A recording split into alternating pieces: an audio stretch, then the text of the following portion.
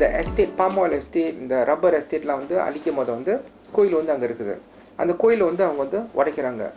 இந்த கோயில் உடைக்கிறது வந்து சட்டப்படி வந்து ஃபெடரல் கான்ஸ்டியூஷன் ஆர்டிக்கல் 11 வந்து அது வந்து ஃபாலோ பண்ணல. இரண்டாவது வந்து section 298A of the penal கோட்ல வந்து அதுவும் வந்து ஒரு கிரிமினல் குற்ற செயல், அதாவது causing racial disharmony and hatred. நாட்டில் மேம்பாட்டு திட்டங்கள் மேற்கொள்ளப்படும் பொழுது அரசாங்கம் ஆங்காங்கே கோயில்களை உடைத்து நொறுக்க துவங்கியது. கூட்டப்புறங்களில் இருந்து நகரத்துக்கு வந்ததும் கோயில்கள் கட்ட துவங்கிட்டாங்க. ஏனென்றா அரசாங்கம் நிலம் கொடுக்கவில்லையே. நிலம் கொடுக்காட்டி அதுதான் செய்வாங்க.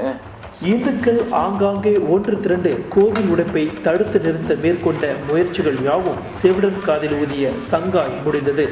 நகர மன்றங்கள், போலீஸ், FRU ஆகியோரின் அதிகாரங்களின் முன்னே இந்தியர்கள் சக்தியற்ற அதிகாரமில்லா சிற்றினமாக ஆகிவிடுகின்றனர். நாட்கள் ஓட ஓட அரசியல் அமைப்பு சட்டத்தில் கொடுக்கப்பட்டுள்ள சமய சுதந்திரம் பறிக்கப்படுகின்றது. முனீஸ்வர ஆலயம் சிமஞ்சையில் வந்துட்டு 31ஆம் தேதி 10ஆம் மாதம் அடிச்சிருக்காங்க. இது வந்துட்டு ஒரு தனியார் நிலத்தில் இருக்கு. இவ்வளோ நாளாக வந்து ஏமாத்திட்டு இருக்காங்க. அரசாங்க நிலத்தில் நீங்கள் இலீகலாக கட்டியிருக்கீங்க, அது வேற விஷயம். நம்ம வந்து இலீகல் கொடுத்தா இலீகல் இல்லைன்னு சொல்கிறோம். ஏன்னா நம்ம அங்கே ஏற்கனவே இருந்தோம். அப்போ இந்த கோயில் வந்து தனியார் நிலத்தில் இருக்கிற கோயிலையும் உடைச்சிருக்காங்க. கோர்ட் ஆர்டர் இல்லாமல் உடைச்சிருக்காங்க.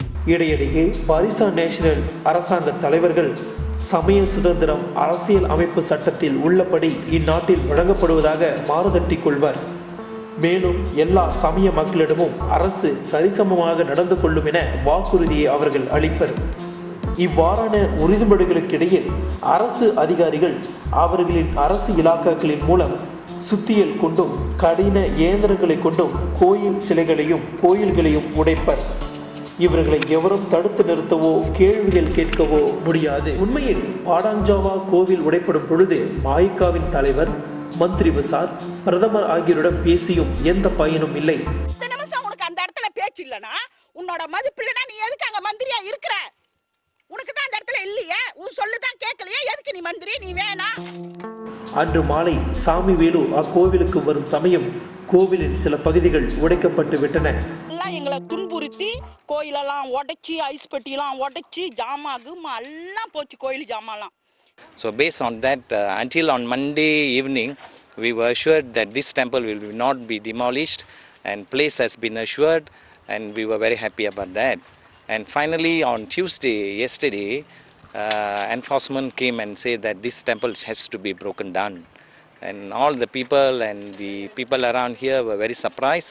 We negotiated with the enforcement people, at least give a day or two so that we can remove the deities which the people had been praying for so many years, and they refused that we cannot give you, and they didn't give me any time. தீபாவளிக்கு 7 நாட்கள் இருக்கும் பொழுது November 30 உடைப்புக்கு இலக்கானது இந்த கோவில். 2005 கொடுக்கப்பட்ட ஒரு நோட்டீஸை ஆதாரமாக வைத்து திடீரென்று உடைத்தனர். உடைக்க வந்த MBSA அதிகாரிகளிடம் எந்த ஒரு நீதிமன்ற ஆணையமும் கிடையாது.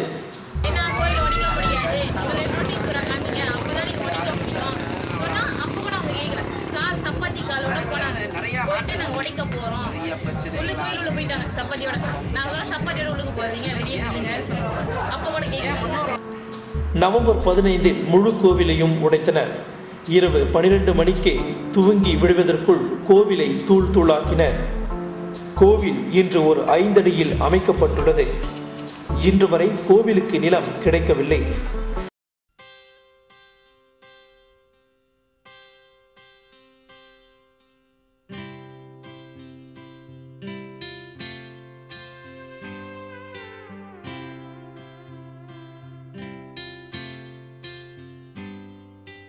தமிழா தமிழா நாளை நம் நாடே, தமிழா தமிழா நாடும் நம் நாடே,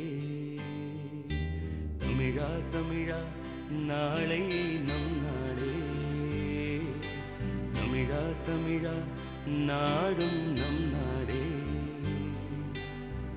என் வீடு தாய் தமிழ்நாடு என்றே சொல்லடா, என் நாமம் இந்தியன் என்றே என்றும் நில்லடா. தமிழா தமிழா நாளை நம் நாடே. தமிழா நாடும் நம் நாடே.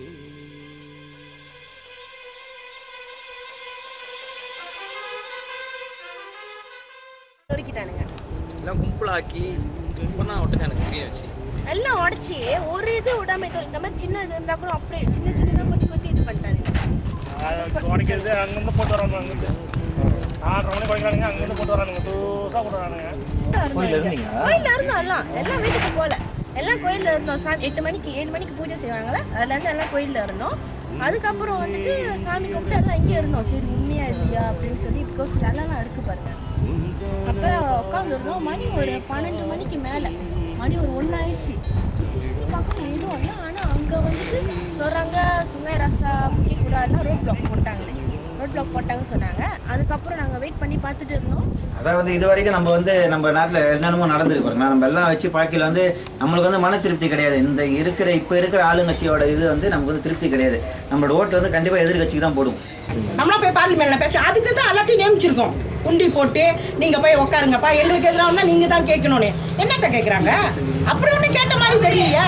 நல்லா இருக்கிறவங்க தான் நல்லா இருக்காங்க, கீழே இருக்கிறவங்க அப்படியே தான் இருக்காங்க. அந்த பரம்பரை பார்த்தோமா 20 வருஷம் முன்னால பார்த்தா கூட அதுங்க அப்படியே தான் இருக்கும். அப்படியே சேவா கட்டிக்கிட்டு சாப்பிட்டுக்கிட்டு அப்படியே தான் வாழ்ந்துட்டு இருக்காங்க. யாரும் நல்லா இல்லைங்களா? ஆமா தானுங்களா? பார்லிமெண்ட்ல கேட்டோம் கொண்டோம். ஏற்கனவே நாங்களாம் பண்டிதன் தெரியுங்களா? ஐபிஎஃப் அது எவ்வளவு உதவ வாங்கியிருக்கேன் தெரியுங்களா? 18-19 வயசுலாம் அப்படியே உதவ வாங்கிட்டு அப்படியே நிற்போம் கல்லு மாதிரி. பண்டிதன் அந்த இது பண்ணாருங்களா? அதுல வேற ஒரு சொட்டு ரத்தம் வேற கொடுக்கணும். உடனே இதுல குத்திடுவாங்க. இப்படி ஊத்தணும். அதுல ஊத்திட்டு நாங்க தான் எங்களை அடிக்க கூட நாங்க மக்கள் அப்படியே ரோட்டெல்லாம் படுத்து பிறண்டு இருக்கும். எங்க போனாரு? நான் தமிழ் உங்களுக்கு செய்யறேன்னு சொன்னேன். நீ எங்க இருக்கிறப்ப இவ்வளவு நடந்துச்சா? நீ ஏன் வரல மக்களை பாக்குறதுக்கு? பண்டிதன் எம்ஜி பண்டிதன். தமிழா தமிழா கண்கள் கலங்காதே, விடியும் விடியும் உள்ளம் மயங்காதே. தமிழா தமிழா கண்கள் கலங்காதே, விடியும் விடியும் உள்ளம் மயங்காதே. உனக்குள்ளே இந்திய ரத்தம் உண்டா இல்லையா? ஒன்றான பாரதம் உன்னை காக்கும் இல்லையா? தமிழா தமிழா நாளை நம் நாளே. தமிழா. சாமிவேலுவை ஒப்புக்கொள்கின்றார். புதிய வீடமைப்பு பகுதிகளில் கோவிலுக்கு நிலம் ஒதுக்கப்படுவதில்லை. 50 ஆண்டுகால சமய சுதந்திரம் இது. 28 ஆண்டுகள் சாமிவேலுவின் அமைச்சர் பதவி லட்சணம் இது. இப்போ பார்த்தீங்கன்னாக்க டாக்டர் ஸ்ரீ சாமிவேலு இந்தியாவுக்கு போனார். அங்கே இன்டர்வியூ பண்ணும்போது என்ன சொன்னார்? நான் 28 வருஷமாக தலைவனாக இருக்கிறேன், ஒரு மினிஸ்டராக இருக்கிறேன், எனக்கு எல்லாம் தெரியும். ஒருத்தரம் என்கிட்ட ஒன்றும் சொல்ல வேண்டியதில்லை, எனக்கு எல்லாம் தெரியும்.